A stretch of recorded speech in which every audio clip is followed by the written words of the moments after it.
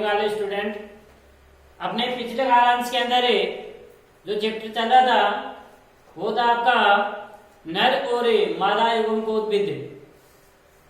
नर युग्म की संरचना और मादा युग्म पादपों के अंदर आवट बीजी पादपों के अंदर चले थे। ये अपने लघु बीजाणु धनी की संरचना थी। इसके 4 स्तर है वो बताए थे। भय त्वचा, अंतःस्थितियम, मध्य स्थितियम या मध्यस्थ परत, टेपिटम और लघु बीजाणु मातृ कोशिका। लघु बीजाणु जो मातृ कोशिका है उससे लघु बीजाणु का निर्माण होगा, यानी परागकणों का है वो आपका निर्माण होगा। इसकी इतनी क्रियाविधि अपनी हो गई थी। इसके बाद में अगला टॉपिक आता है पोलन किट। पोलन किट किसे कहते हैं, क्या है? जो आवर्त बीजी पादप होते हैं, जो कीटों के द्वारा परागण की क्रिया करवाई जाती है। उस परागण की क्रिया के अंदर जो आपके परागकोश होते हैं, ये परागकोश होते हैं, परागकोश सदैव द्विपालित होते हैं। ये पूतंतु है, पूतंतु के अंदर ये परागकोश है, परागकोश के अंदर ये परागपालियां हैं। इसके 4 भाग बताए थे। परागपाली है एक, जो कोष्ठक है ये परागपाली आपकी 2 कोष्ठकों के अंदर डिवाइड होती है। इस प्रकार से इसके अंदर 4 कोष्ठक हो गए, 1, 2, 3 और 4। द्विपालित होती है और दोनों हैं, वो दोनों परागकोश हैं। ये परागकोश किसके द्वारा जुड़े रहते हैं? आपके योजी के द्वारा आपस में संपर्कित रहते हैं। तो पोलन किटी, ये जो चिपचिपा पदार्थ इनके ऊपर पाया जाता है, इसके द्वारा कीट है, कीट परागण की क्रिया है वो आपके संपर्क करते हैं। पोलन किट है क्या? कीटों के द्वारा जो परागित पुष्प हैं, उन पुष्पों के परागकणों पर एक तेलीय परत पाई जाती है, तेलीय युक्त चिकनी परत पाई जाती है, जिसे पोलन किट कहते हैं। कीटों के द्वारा परागित पुष्पों के परागकणों पर एक तेलीय परत पाई जाती है, जिसे पोलन किट कहते हैं। पोलन किट के कारण ही परागकण चिपचिपे और विशेष गंध युक्त होते हैं। ये क्वेश्चन आपका पूछा जाता है कि परागकण है वो विशेष गंध युक्त व चिपचिपे किसके कारण होते हैं? पोलन किट के कारण ही जो परागकण है वो परागकण आपके चिपचिपे और विशेष गंध युक्त होते हैं। पोलन किट का निर्माण भी जो सबसे आंतरिक परत होती है परागकणों की अपने देखी थी, उसके जो टेपिटम की परत पाई जाती है, जो परागकणों को पोषण प्रदान करने की कार्य करती है, वो टेपिटम कोशिकाओं से ही होता है। अब अगला टॉपिक आता है लघु बीजाणु जनन। लघु बीजाणु का निर्माण किस प्रकार से होता है? जो लघु बीजाणु मातृ कोशिका होती है, लघु बीजाणु मातृ कोशिका से परागकणों अर्थात लघु बीजाणु का निर्माण ही क्या कहलाता है? लघु बीजाणु जनन कहलाता है। लघु बीजाणु मातृ कोशिका द्वारा परागकणों का निर्माण या लघु बीजाणु का निर्माण ही क्या कहलाता है? लघु बीजाणु जनन कहलाता है। लघु बीजाणु मातृ कोशिकाओं से अर्धसूत्र विभाजन के द्वारा लघु बीजाणु के निर्माण की प्रक्रिया अर्थात लघु बीजाणु कह दो या परागकण कह दो, परागकणों के निर्माण की प्रक्रिया क्या कहलाती है? आपकी लघु बीजाणु जनन कहलाती है। ये लघु बीजाणु जनन कहते हैं। ये सदैव प्रत्येक लघु बीजाणु मातृ कोशिका में अर्धसूत्र विभाजन से 4 अगुणित लघु बीजाणु का निर्माण करते हैं। इन लघु बीजाणु को पंचचतुष्क कहते हैं। 4 लघु बीजाणु का निर्माण हो गया। मैंने बोला था कि 4 कोष्ठकों का निर्माण कर लेते हैं। ये लघु बीजाणु चतुष्क के रूप में पाए जाते हैं। चतुष्क के रूप में किस प्रकार से? एक चतुष्क, ये चतुष्क हैं वो आपके लघु बीजाणु किस प्रकार के होते हैं? चतुष्क के रूप में होते हैं। चतुष्क 5 प्रकार के होते हैं। चतुष्फलकीय, क्रोशित, आपके टी आकार के, रेखित, इस प्रकार से आपके जो लघु बीजाणु हैं ये चतुष्क हैं। चतुष्क निम्न देखो इस आरेख के अंदर 5 प्रकार के होते हैं। ये लघु बीजाणु मातृ कोशिका है। लघु बीजाणु मातृ कोशिका में अर्धसूत्र विभाजन के तहत 4 लघु बीजाणु का निर्माण होगा। इन 4 लघु बीजाणु में चतुष्क के प्रकार 5 प्रकार के चतुष्क हैं। यह आपका चतुष्फलकीय होता है। चतुष्फलकीय के अंदर ये देखो इसके अंदर 3 है आपके, ये 3 आपको सामने दिखाई दे रहे हैं। अब आपके दिमाग के अंदर आ रहा होगा कि ये तो तीन ही दिखा रहे हैं, चतुष्क कहाँ, एक इनके पीछे की ओर है। तो इस प्रकार से चतुष्क का निर्माण करते हैं। दूसरा समद्विपार्श्व है। समद्विपार्श्व के अंदर यदि इसको अपन किधर से भी यदि काटें तो यह दो समान भागों के अंदर करती है। इस क्रिया को अपन समद्विपार्श्व कहते हैं। किधर से भी काटो, चाहे पार्श्व इधर से काटे, इधर से काटे, अनुप्रस्थ काटे या ऊर्ध्वाधर लंबवत काटे, कैसे भी काटो, इसके जब दो समान भाग होते हैं तो उसको कहा जाता है समद्विपार्श्व। तो ये समद्विपार्श्व सममिति पढ़ी थी ना अपने 11वीं क्लास के अंदर। ये आपके क्रोशित किसे कहते हैं, यानी जो लघु बीजाणु चतुष्क हैं वो एक दूसरे के समकोण पर स्थित होते हैं। ये देखो, ये एक है, इसके देखो ये दूसरा है, ये इसके समकोण के ऊपर है। ये है, ये इसके समकोण के ऊपर है, और ये है, ये इसके समकोण के ऊपर है। दोनों इस प्रकार से ये सभी हैं, तीनों एक दूसरे के समकोण के ऊपर स्थित होते हैं। भाई ये स्थित है तो ये इसके ऊपर स्थित हो गया, तो ये समकोण बना दिया। इसी प्रकार से एक दूसरे के ऊपर समकोण पर स्थित रहते हैं तो इसको कहते हैं अपन क्रोशित। अगला आता है, चौथा है वो टी आकार का। टी आकार में देखो दो चतुष्क हैं, वो तो आपके क्या होते हैं,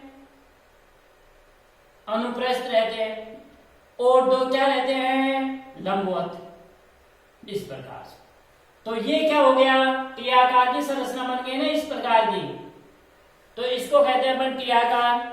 तीसरा है रेखीय, पांचवा है अपना रेखीय।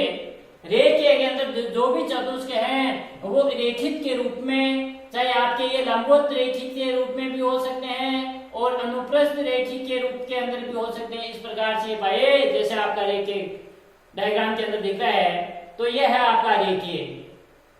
तो चतुष्क 5 प्रकार के होते हैं। 5 प्रकार के चतुष्क रेखीय, समद्विपार्श्व, क्रोशित, टी आकार और रेखीय प्रकार के। चतुष्क रेखीय के अंदर 3 सामने हैं और एक इनके पीछे की ओर है। समद्विपार्श्व में यानी किधर से भी देखे तो ये दो समान भागों के अंदर डिवाइड होते हैं, इसलिए समद्विपार्श्व।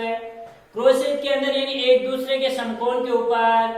टी आकार के अंदर यानी दो लंबवत और दो क्या होते हैं, अनुप्रस्थ। रेखीय के अंदर रेखीय रूप के अंदर पाए जाते हैं। ये थे आपके चतुष्क। तो पहले अपने चतुष्क लेंगे।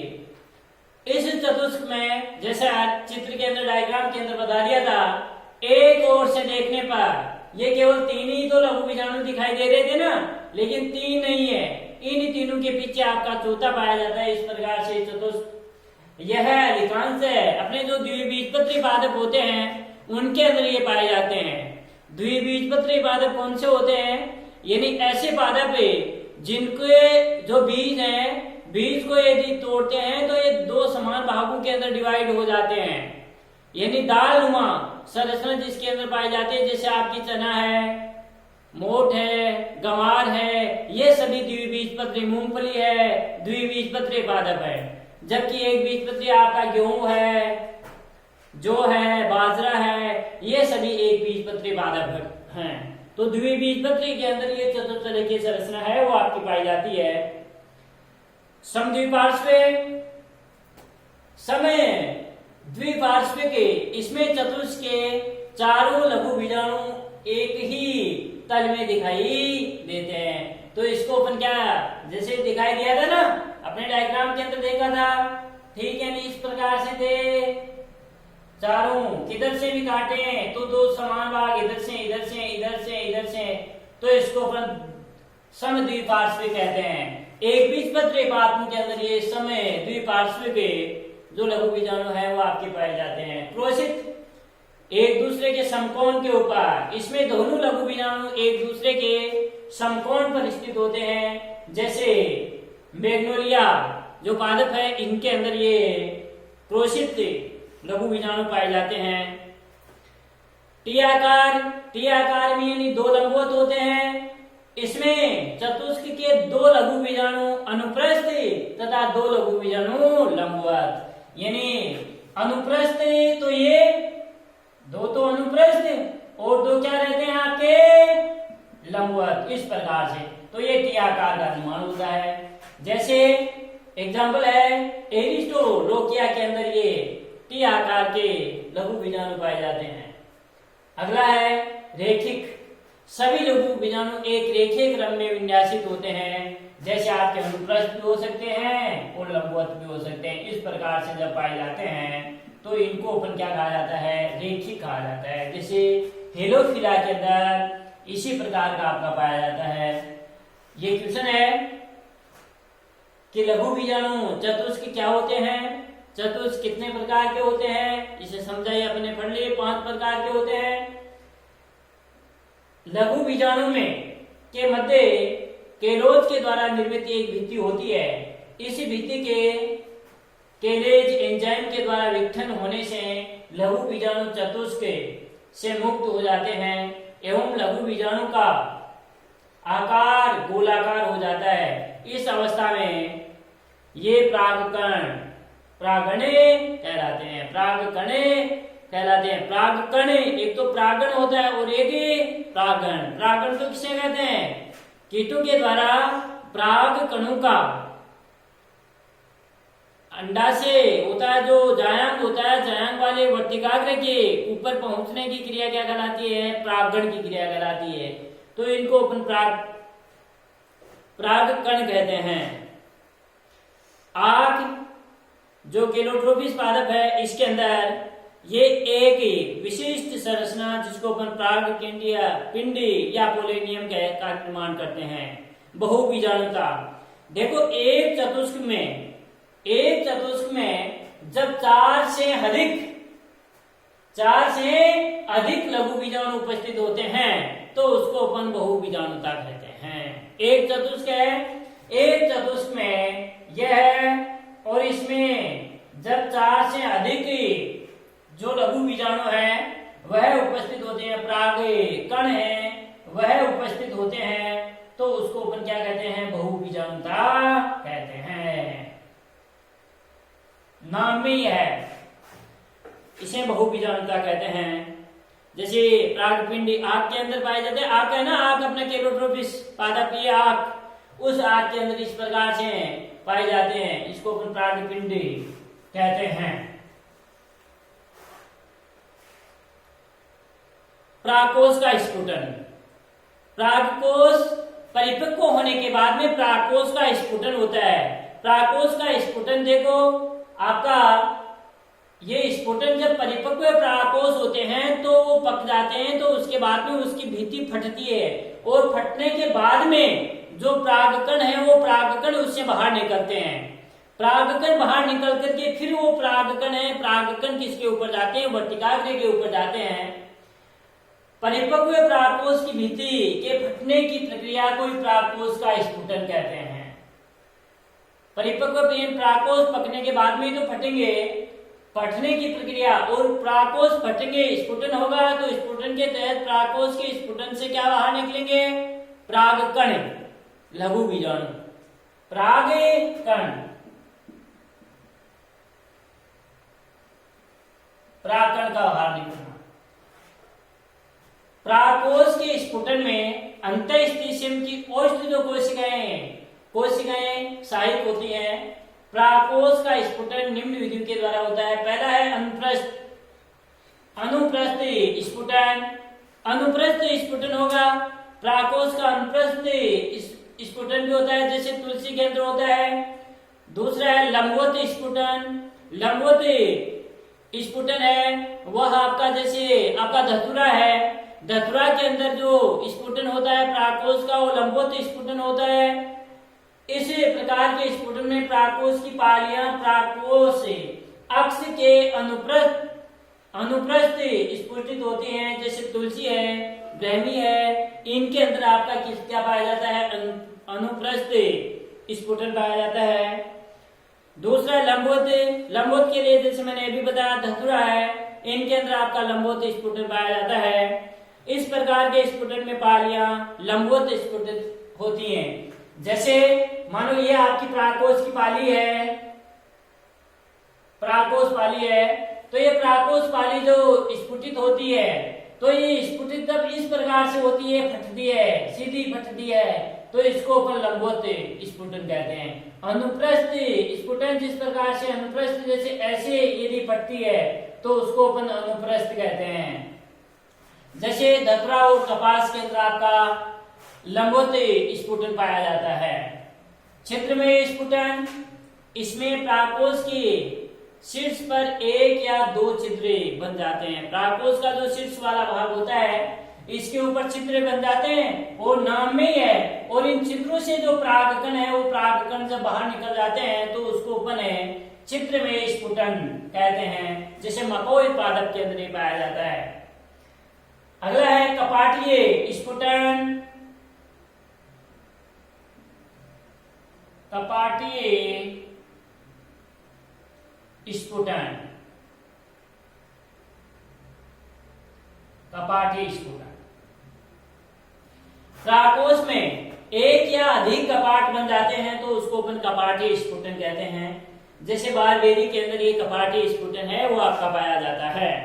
ये था प्राकोष का स्फुटन। तो प्राकोष का स्फुटन की कितने, पहला था अनुप्रस्थ स्फुटन, दूसरा लंबवत, तीसरा छिद्रमय और चौथा आपका कपाटीय।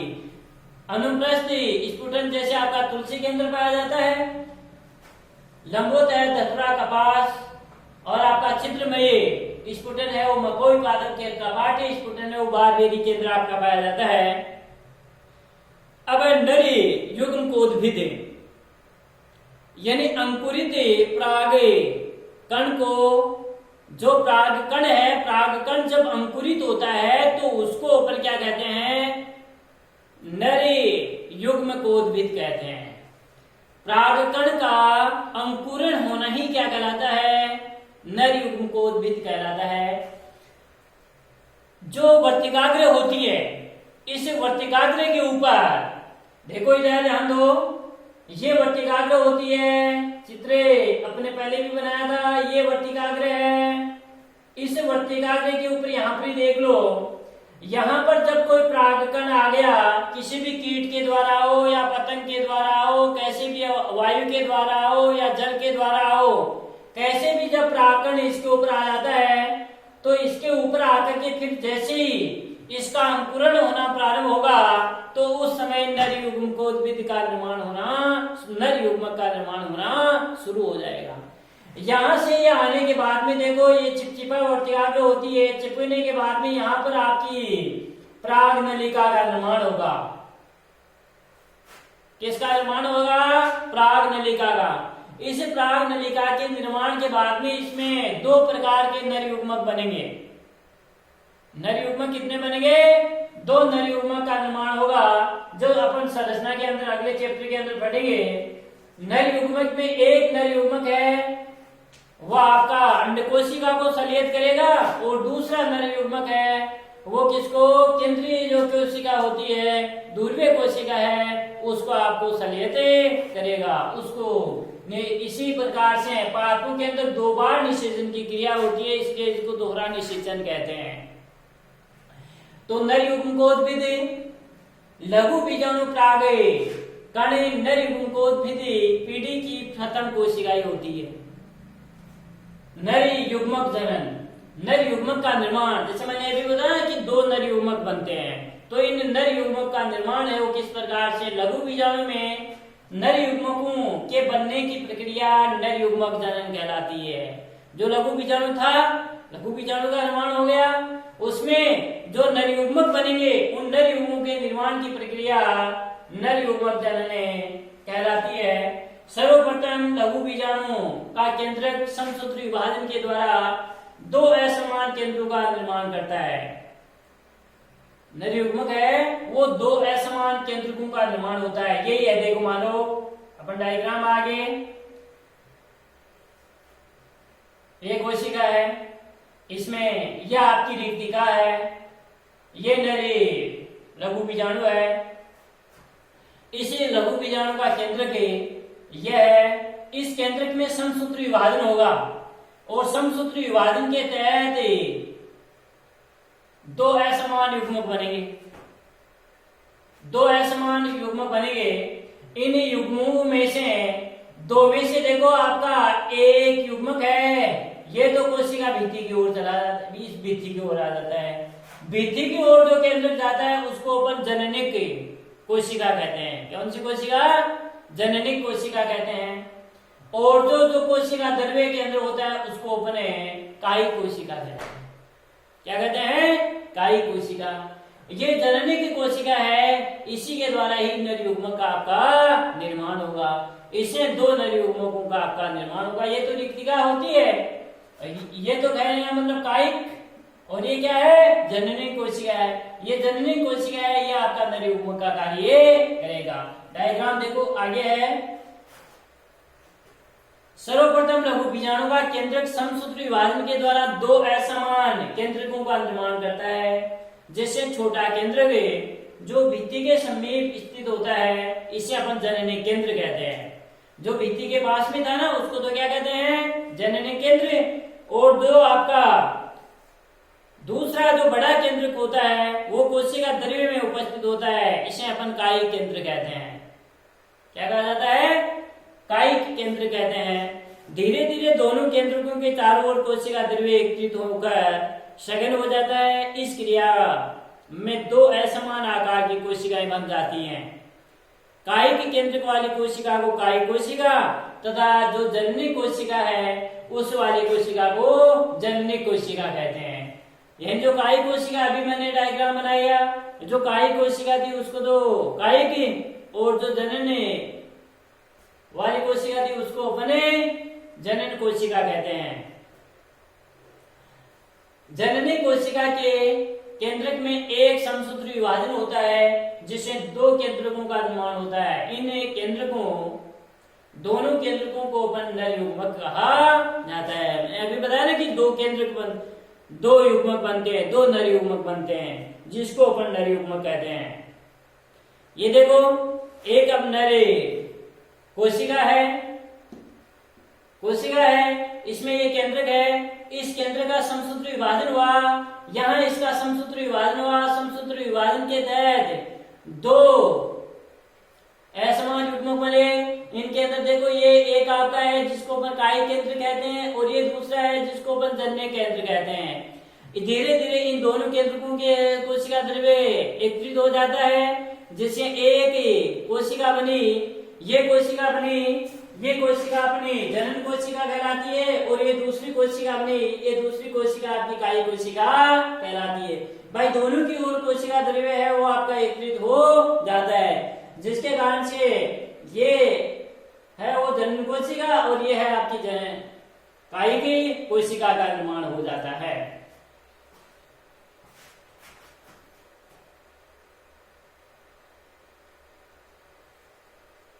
परागकण की संरचना के अंदर अपने पहले ही बता दिए थे कि इसके बाह्य चोल होता है, अंतःचोल होता है, होते हैं ना। ये देखो परागकण की संरचना है। इसके अंदर बेटे ध्यान से देखो, ये केंद्रक है। ये परागकण की जो बाहरी परत होती है, बाहरी परत अपने पहले भी आ गया। यह एक ठोर स्पोरोपोलिनियम पदार्थ की बनी होती है। ये इसके अंदर थोड़े थोड़े जो छिद्र पाए जाते हैं। ये देखो भाई त्वचा है ये, लेकिन यहाँ पर ये बीच बीच में छिद्र भी पाए जाते हैं ना। इन छिद्रों के द्वारा परागकण है वो परागकण आपके बाहर निकलते हैं। इसको अपन जनन छिद्र कहते हैं। ये जनन छिद्र कहलाते हैं। जैसे ये है ना, ये बीच के अंदर छिद्र है, ये छिद्र है। इन छिद्रों को अपन क्या कहा जाता है? जनन छिद्र कहते हैं। ये कोशिका द्रव्य है, यह आपका केंद्रक है। पादपों के अंदर रिक्तिका पाई जाती है। ये रिक्तिका है, बाह्य चोल है, और ये अंतःचोल है। ये अंतःचोल है जो प्राग नलिका का निर्माण होता है। यहाँ इंपॉर्टेंट चीज निकल के आ रही है। प्राग नलिका का जो निर्माण होता है वो प्राग नलिका का निर्माण है वो बाह्य चोल से नहीं होता है बेटे। प्राग नलिका का निर्माण अंतःचोल से होता है। ये अंतःचोल है ना, इस अंतःचोल से प्राग नलिका का निर्माण होगा। अंतःचोल से प्राग नलिका का निर्माण होगा, और फिर इस प्राग नलिका के अंदर दो नर युग्मक है, वो नर युग्मकों का निर्माण होगा। ये छिद्र है।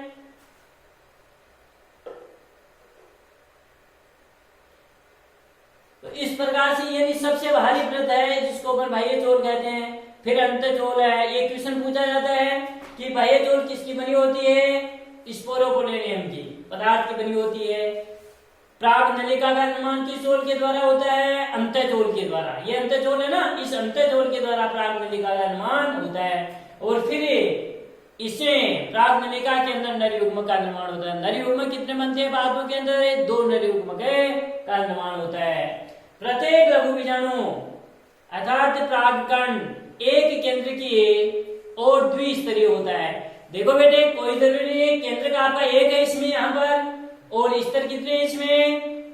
2 है ना, बाह्य स्तर और अंत स्तर। स्तर द्विस्तरीय होता है। इसके बाह्य आवरण को अपन बाह्य चोल तथा अंत आवरण को अपन अंतःचोल कहते हैं। पहला है बाह्य चोल। बाह्य चोल मोटा तथा कठोर होता है, और पहले ही बता दिया इसका निर्माण क्यूटीन युक्त पदार्थों से होता है, जिसमें स्पोरोपोलेनिन नामक पदार्थ उपस्थित होता है। स्पोरोपोलेनिन नामक पदार्थ होता है। स्पोरोपोलेनिन जटिल और अत्यधिक प्रतिरोधी होता है। प्रतिरोधी पदार्थ का बना होता है, जिसका जैविक और रासायनिक अपघटन नहीं होता। लघु बीजाणु स्पोरोपोलेनिन नामक पदार्थ पाए जाने के कारण ही अनेक वर्षों तक जीवाश्म के रूप में आपके पाए जाते हैं। जीवाश्म के रूप में, लेकिन वो नष्ट नहीं होते। इसका कारण क्या है? कई दिनों तक जैसे भूमि के अंदर रहते हैं ना बीज, लेकिन वो कई दिनों तक आपके खराब नहीं होती। उसका कारण यही है क्योंकि इसके ऊपर स्पोरोपोलेनिन की परत पाई जाती है, जिसके कारण से वो नष्ट नहीं होते। बाह्य चोल में कैरोटीनोइड्स तथा फ्लेवोनोइड की उपस्थिति के कारण पराग कणों का रंग पीला होता है। ये क्वेश्चन पूछा जाता है, पराग कणों का रंग पीला किस वर्ण के कारण होता है? किनके कारण? कैरोटीनोइड्स व फ्लेवोनोइड की वर्णकों की उपस्थिति के कारण जो पराग कण है, पराग कणों का रंग है वो आपका पीला होता है। सामान्य तौर के ऊपर बेटे, जब अपन आपकी सरसों का खेत होता है, सरसों के खेत के अंदर जब अपन घुसते हैं, जाते हैं, तो अपने जो कपड़े हैं या अपने शरीर के ऊपर है पीले पीले लग जाते हैं। वो परागकण है, वो परागकण है जिसके कारण से वो अपने ऊपर चिपकते हैं, वो परागकण है। तो पीला रंग इसके किसके कारण हुआ है? कैरोटीनोइड्स या फ्लेवोनोइड की उपस्थिति के कारण इनका रंग, परागकणों का रंग कैसा होता है? पीला होता है। बाह्य चोल में स्पोरोपोलेनिन का कुछ स्थानों का जमाव नहीं होता है। जो बाह्य चोल है, बाह्य चोल में स्पोरोपोलेनिन का कुछ स्थानों पर यानी जमाव नहीं होता है। उन स्थानों को अपन जनन छिद्र कहते हैं। जैसे मैंने डायग्राम के अंदर बताया था कि कुछ स्थान रिक्त हो जाते हैं ना, तो उन स्थानों को अपन जनन छिद्र कहते हैं। जनन छिद्र से परागकण के अंकुरण के समय पराग नलिका का निर्माण होता है। यानी उसी जनन छिद्र से ही किसका निर्माण होता है? पराग नलिका का निर्माण होता है। अंतःचोल, पराग कण के आंतरिक स्तर को अपन अंतःचोल कहते हैं। अंतःचोल पतला और लचीला होता है। अंतःचोल से पराग नलिका का निर्माण होता है। पराग नलिका का निर्माण बाह्य चोल से नहीं होता है। किससे होता है? अंतःचोल से पराग नलिका का निर्माण होता है। अंतःचोल पेक्टोसेलुलोज का बना होता है। ये क्वेश्चन पूछा जाता है कि अंतःचोल किसका बना होता है? पेक्टोसेलुलोज का बना होता है। जबकि बाह्य चोल किसका? स्पोरोपोलेनिन का। और अंतःचोल पेक्टोसेलुलोज से निर्मित होता है। कोशिका द्रव्य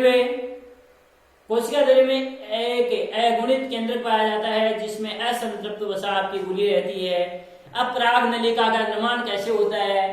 पराग नलिका का निर्माण देखो, मैंने पहले बता दिया, पराग नलिका का निर्माण किससे होगा? अंतःस्तर से। बाह्य चोल से थोड़ा ही होगा, अंतःचोल से होगा, अंतःस्तर से होगा। तो जो अंतःचोल है, इस अंतःचोल से देखो प्राग नलिका का ये अंतःचोल था, इस अंतःचोल से आपकी प्राग नलिका का है वो आपका निर्माण होता है। बाह्यचोल था, बाह्यचोल के जो जनन छिद्र वाला भाग था उसे और इसके द्वारा दो नलियुग्मक हैं, वो नलियुग्मक इस प्राग नलिका के द्वारा करते हैं। तो प्राग नलिका का निर्माण कहाँ होगा? प्राग कण वर्तिकाग्र पर पहुंचने के पश्चात, भाई प्राग कण वर्तिकाग्र के ऊपर पहुंचेंगे पश्चात शर्करा युक्त पदार्थों को अवशोषित करके आकार में क्या करते हैं? धीरे धीरे वृद्धि करते हैं, क्योंकि उनको पोषण मिलता है। प्रागकण का अंतःचोल आर्द्रता ग्रही प्रकृति का होने के कारण जनन छिद्रों से बाहर निकलकर एक नलिकानुमा संरचना का निर्माण करता है। इस नलिकानुमा संरचना का निर्माण करता है। इस नलिकानुमा संरचना को ही अपन क्या कहते हैं? प्राग नलिका कहते हैं। जो इस प्रकार की नलिकानुमा संरचना का निर्माण करता है ना, उसे अपन प्राग नलिका कहते हैं।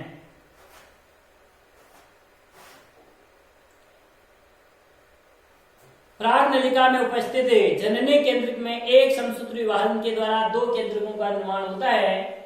ये देखो ठीक वही संरचना है ना, वही संरचना है प्रागकण वाली। ये इसका बाह्यचोल था, ये इसका अंतःचोल है। ये तो क्या है? बाह्यचोल, और ये क्या है? अंतःचोल।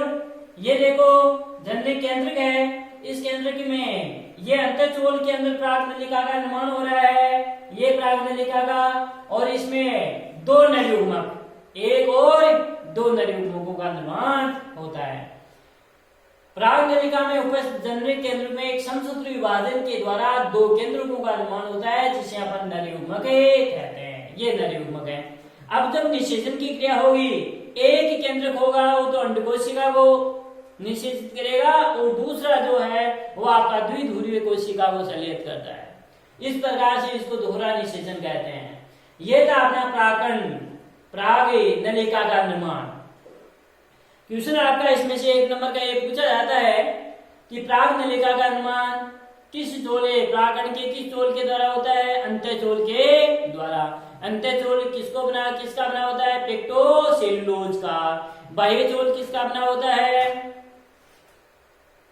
स्पोरोपोलिन का। ये क्वेश्चन है, 1 नंबर के क्वेश्चन है, वो पूछे जाते हैं।